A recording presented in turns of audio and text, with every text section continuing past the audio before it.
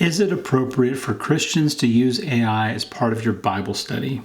We have a lot of tools that can assist us in our study. It's not really a question of whether or not it's okay to use the tool, it's a question of how and why we're using the tool. If you were a brand new Christian, someone very young in your faith, I really don't recommend AI as part of your study. Not without some careful supervision and mentorship in the process, because AI can very, very quickly and easily lead you astray.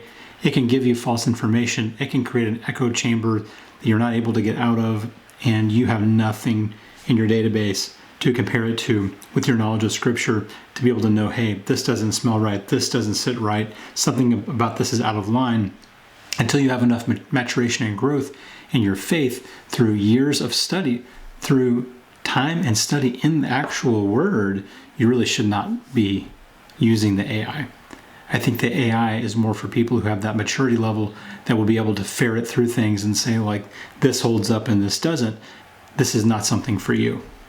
If you're young in your faith, really what AI can help you with is like things like finding a verse, where you say, I'm trying to think about the verse that I think was about such and such, and you say, can you give me some verses about such and such? I think it had this phrase in it. Things like that to help you find Scripture so you can go to Scripture, to read Scripture, to study Scripture. That is a legitimate use when you're young in your faith, not all the other things I'm going to be talking about in this video.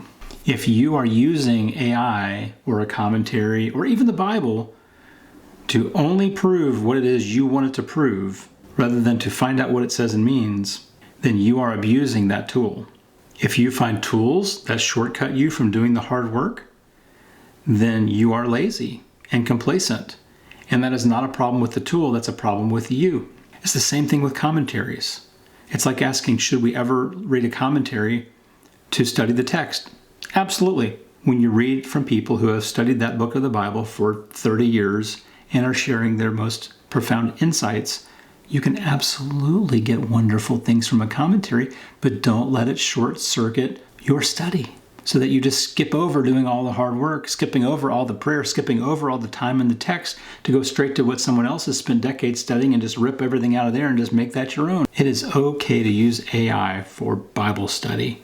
You just need to go about it in a way that is ethical and that gets you closer to the truth. And I want to lay out a few ways that people are using AI in a way that is not productive, and then mention a couple of ways of some things that you can do instead.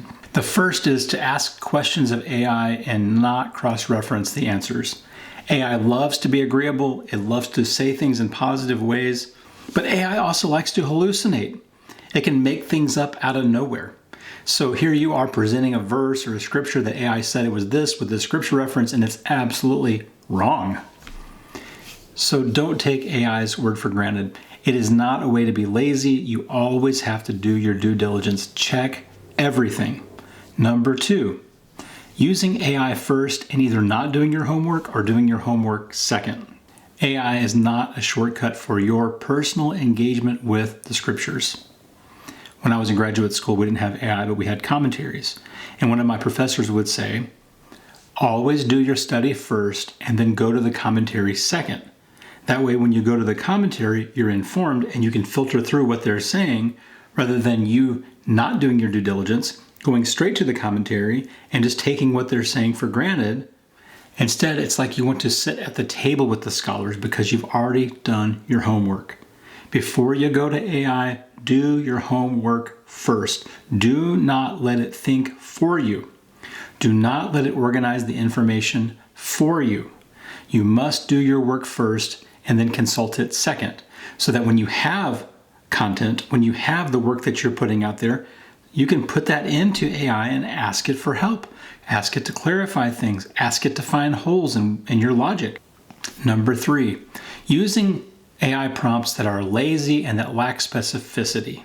There's a lot that you can add in there that will make sure that the AI has a better chance of giving you accurate results. Things like, make sure that your output only gives me things that are actually from the Scriptures. Cross-reference the Scriptures you give me with the NIV or the New American Standard. The prompts that you put into AI are going to be able to assist you in getting better output. Now, some of you are probably saying, why on earth are you promoting AI?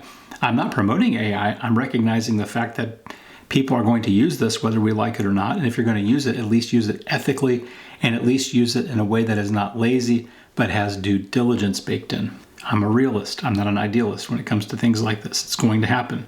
The next few have to do with using AI to replace some things. AI is no replacement for prayer. AI is not going to pray for you. AI is not going to give you better results but just because you used it. We need to ask God as we study the scriptures, please give me wisdom. Please help me understand what I'm reading. Please help me live out what I'm reading. There is no substitute for praying over the text. Number 5, using AI as a replacement for the work of the Holy Spirit. The Word of God is living and active, sharper than any double-edged sword, it says in Hebrews 4. The Word of God is useful for correcting, rebuking, and training all righteousness, it says in 2 Timothy 3:16. The Holy Spirit has breathed the Word of God into existence, called inspiration, and AI is not inspired. Its output's not inspired. Its output's not Scripture. One really big question in all this is, can the Holy Spirit use AI to help us? And that is way outside the scope of this video, but I want you to ponder that for a minute. Number 6, using AI as a replacement for your due diligence. You don't want to go to AI saying, I have little time left, I am studying the scripture and I just don't understand it, and so I'm just going to say, what does Romans chapter 1 mean? What does it mean when he says this? What does it mean when he says that? No, you study it, you pray over it, you work on it, you do your due diligence, you study the text, you study the commentaries, and then you put your results in AI and see what comes out, and then you work through that because you're once again doing your due diligence on its output. Do not take for granted that what AI gives you is accurate, truthful, etc. It may well not be at all. It may be doctrinally biased toward things that are not true, toward false teachings. You have to do your homework. Number 7, using AI as a replacement for your own personality and creativity. AI is not a person. AI doesn't have a soul. AI is not natively creative in the sense that human beings are creative. Yes, it's generative, but I wouldn't really call it creative. Number 8, using AI as a replacement for studying with real people. We're going to get the most out of our study when we study with other people, when we bounce questions, and we have dialogue and interaction. We pray with each other over it. We open the Word together, sit in the same room, look each other in the eye. AI is no replacement for community. Number 9, assuming that the output from AI has any level of truthfulness or authority. It has neither automatically. It is not the Word of God. It is not inspired. It is not Scripture. And so you got to look at it all very carefully. And number 10, the same problem we have as us humans, checking the context. AI is terrible at pulling things out of context. It's trying to give you results when you ask a specific question, and it doesn't always check the context of the verses it's using. It doesn't always do an in-depth theological research dissertation on the question that you've asked to make sure it's using the verses that it's listing in context. So make sure it's in context, just like if you read a book and you ran across a verse and how the author is using that verse and what they're saying it means. Check it in context. Putting a video up here on the top of the screen about the top 10 most taken out of context verses. You got to get to know what context is all about, or else AI can take you into places that you really shouldn't be and get you to come to conclusions that are not biblical at all. So what do you do instead? Very simple. Do your work. Get into the scriptures. Pray over it. Read over it. Read over it again. Pray over it some more. Share it with somebody. Ask them what they think about it.